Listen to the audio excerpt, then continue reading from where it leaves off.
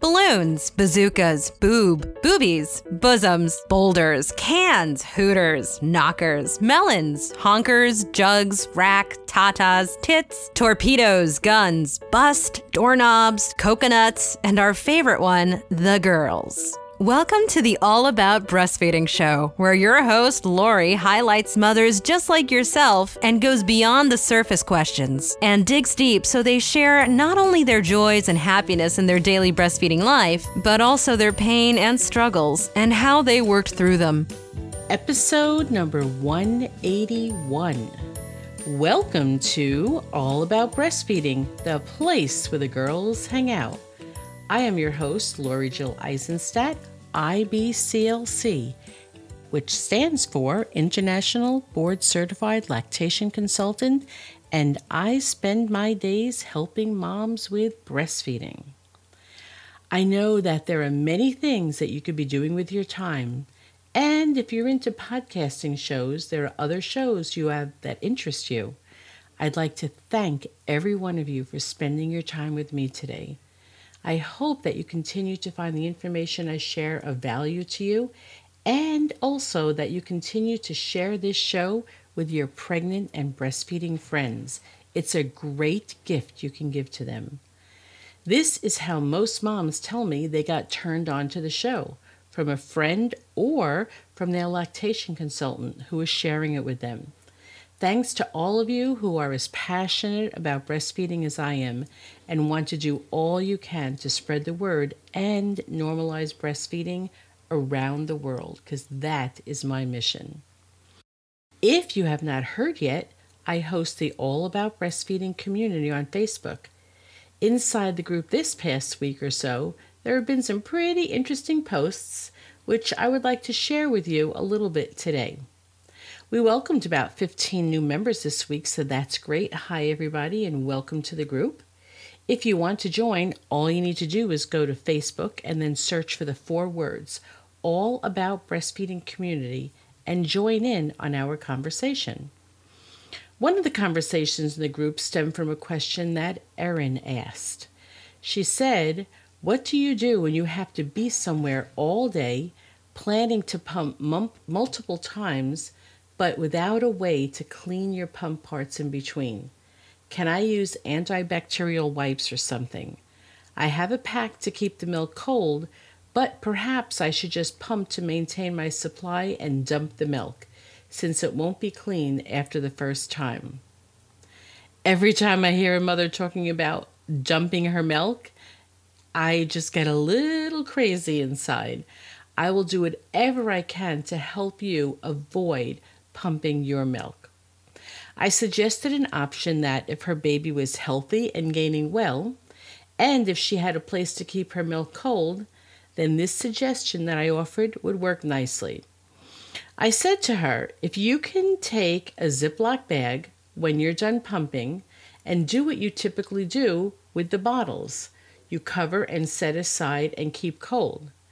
Then you can take the connecting pieces that the milk touches, the flanges and membranes, and put them in a separate plastic Ziploc bag. Keep it cold, and when you're ready to pump again, just attach them again, and you are good to pump again. So think about it. So you're taking the bottles, you're covering them with the milk that's in there and putting them aside and keeping them cold. And then you're taking the flanges and the membranes and the connector pieces, and you're just putting that in a clean Ziploc bag, and you're also keeping that cold. So think about it. Your pumped milk is kept cold in the bottles, and when you're ready to use it, this milk goes to the baby. So your parts have the same milk on them that the bottles of milk have in them. Keep it cold and you will be fine. Erin said that this is a great idea. She's going to an all-day conference and she's going to be able to put this plan into effect. So I was pretty happy that I was able to keep her from dumping her precious milk. Now, a couple of people added some thoughts, and one of the things that Miranda asked was, if you don't have a way of keeping the parts cold, because you just use a baby wipe to clean it off. And someone also asked about other different wipes. And I responded by telling her, Since I cannot look at the ingredients of your baby wipes or your antibacterial wipes, I would say probably not. You need to take a look at the ingredients and see if there's anything in there that you would not want touching the milk. Unless you know for sure that you would be okay with putting all those ingredients in your mouth, I would say not to use it. The key here is, if you have nothing to wipe it with, as long as you can keep the parts cold, you are okay. We also get lots of pictures of moms posting pictures of their babies breastfeeding, selfies, brelfies. My favorite one this week is with Sophia. You'll probably have to go into the Facebook group to really see this full picture, but I'm going to do my best to describe it to you. So Sophia is studying to be an RN, and she's working on her prerequisites.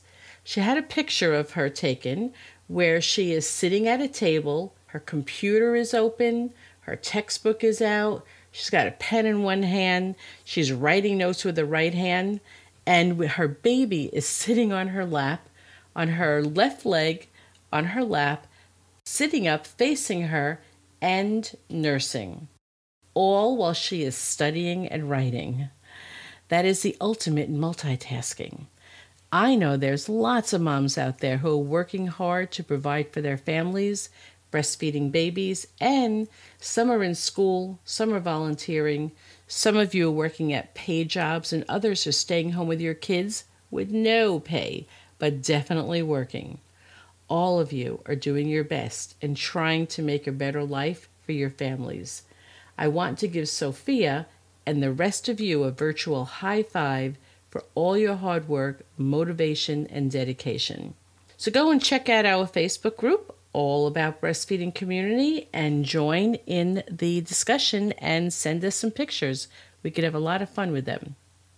On to today's show. Once I personally got through the horrors, yes, I said horrors, of the first few months of breastfeeding my first baby, Alicia, it was fairly smooth sailing for me the whole time I breastfed her and the whole time I breastfed my other two children. I did have thrush once, and I did have clogged duct once. But these are two issues that I personally experienced during a time period that happened cumulatively, which added up to about over 7 years of breastfeeding. There's so much that I did not know then.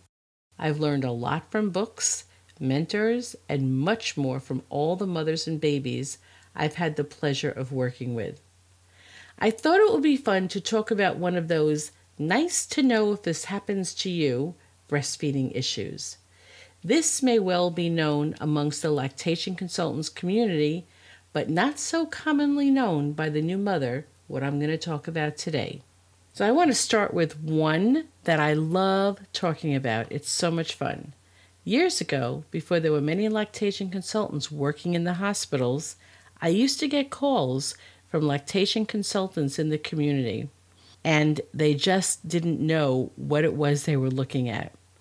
And what they were talking about is something called rusty pipe syndrome. And I know I could see you. You're already trying to visualize a rusty pipe, and you're thinking, what do rusty pipes and breastfeeding have in common? Where is this link? Interestingly enough, the name given for this syndrome is actually a perfect description. Let me explain. Rusty pipe syndrome is a condition where the color of the breast milk looks pinkish or orangish or brownish or rust-colored. Almost looks like dirty water from an old rusty pipe. I keep getting a picture in my head of that garden hose in the backyard and all the rust around the edges on one end of it. I also picture in my mind's eye a pipe that was coming out of the house that the garden hose attaches to. At the end of the pipe, that threading, it was also like a rustyish, orangish, brown kind of color. Can you picture that in your mind's eye? First thing I want to get out right here is that while this might seem dangerous or scary or even painful, it is none of the above. Perhaps weird or gross or unbelievable might be other adjectives which I can appreciate. However, it is not dangerous for you or your baby, and it is a temporary condition. Okay, now, hopefully I've settled you down and you know that you don't need to worry too much about this. Now you can probably just catch your breath and open your eyes and hear the rest of the rusty pipe syndrome story. This rusty color that you can see when you pump or hand express comes usually from a small amount of blood that mixes with the colostrum, which is another name for the early breast milk that you're already making. This happens more in first-time moms and tends to happen in the very early first few days of breastfeeding, which is exactly why I would get phone calls from my RN friends who worked in postpartum and labor and delivery saying, "What is this?" They are likely to see this with moms who are removing the milk via hand expression or pumping. It often appears to be worse when pumping because when you see this blood-tinged milk dripping or spraying into the very bottle that is now looking like a pool of watery blood, and while you were planning on feeding this to your baby, you're now thinking quickly, "Oh, I need to dump this milk." You are also starting to get anxious because you're thinking something is gravely wrong. But no, don't dump your milk. And no, nothing is gravely wrong. If rusty pipe syndrome is causing this, you are in the clear, and this milk is perfectly fine to feed to your baby. It is also common to see this rusty colored looking milk when a newborn spits up. Now, I think we can all appreciate why people who don't know about this would freak out at the sight of your baby spitting up blood. Let me explain to you why this happens. Once you have a better understanding about rusty pipe syndrome, you will have a greater comfort level should this happen to you. It's helpful first to understand how the breast makes milk. I've already done an episode on how the breast makes milk, and I will post a link to that in the show notes. But for right now, I'm going to give you a brief overview, which can lead us into our current discussion about rusty pipe syndrome. Your breasts, your beautiful mammary gland, goes through an amazing transformation during pregnancy. You may have felt and observed some common changes. Perhaps your breast got tender, swollen, your nipples darkened, and the areola, which is the skin surrounding your nipple, perhaps that got pretty dark also. There are 4 hormones working in harmony that help your breasts make milk and the delivering of the milk to your baby: estrogen, progesterone, prolactin, and oxytocin.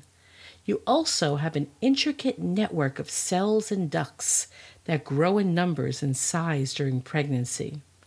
When you're pregnant, there's an increase of blood flow to your breasts as the ducts and glands that produce milk grow and develop. Inside this whole intricate network are ducts branching off, and eventually we come to know what is called a lobe. Very simply put, I like to think of all this as many straws in your breasts that all lead to the nipple opening, where the milk flows through. Interestingly enough, your milk supply has proteins and sugars and fats, which come directly from your milk supply. Some of this blood stays in the ducts and eventually presents itself during the early days of mothering. I like for you to know that your milk comes from your blood supply. Of course, there are many more nutrients in your breast milk. However, when you know that your milk comes from your blood supply, this gives you the confidence that your milk is all good and you will never dump your milk. It is totally safe for your baby. This actually happens more than you will know. Think about it. When your baby is latched on and getting milk directly from the source, you don't get to see what color it looks like. So there could be blood in the milk and you would not have any idea. You don't get to judge how much fat is in your milk or check the volume. You only get to see this when you pump or hand express. This milk is totally safe. I'm hoping I'm convincing you for your baby. So please, please, please don't throw it out. I have had so many calls from RNs who have told me that they threw it out. And then they called me later to ask me what it was all about because they didn't want to ask in front of the moms. And they wanted to know, what should I tell the moms? Or I've heard from moms who were told that their breast milk is bad. The only thing that is bad about that is that they threw away their precious colostrum, and some, worse yet, have even replaced it with formula. Since this can last for a few days or more, some babies are given a lot of formula when it is totally unnecessary. Well, the thing is, this is what I say about a lot of things in life and in breastfeeding. You don't know what you don't know. However, now that I have enlightened you, please save your milk for your baby. The rusty pipe syndrome. What can you do about it? Well, not much, except to just be aware that it sometimes happens. If you realize that the blood in your milk is from rusty pipe syndrome and your baby has been checked out to be medically fine and you're sure there are no other medical issues, don't be concerned if your baby's bowel movements are a little darker than expected. Don't be concerned if your baby spits up some blood. Both are fairly normal. Then the question is, well, if not rusty pipe syndrome, what else could it be? Well, it might be nipple or breast trauma from a baby or a pump. It could be breast cancer. That's the go-to for so many of us who our mind goes in that direction. However, this is the least likely reason. It could also be small growths, which are called papillomas, and this could also cause blood to enter into your breast milk. There are a few other reasons which are the least likely in a newly postpartum breastfeeding mom. So you just want to be sure that it is rusty pipe syndrome before you even think about throwing your milk away. If you believe that it is rusty pipe syndrome and you were told it's rusty pipe syndrome and it's not gone by the time your baby is 2 weeks old, this you will definitely want to discuss with your physician. As you know, I love hearing your breastfeeding stories. If you have had rusty pipe syndrome and have an interesting story to share, you know I would love to hear all about it.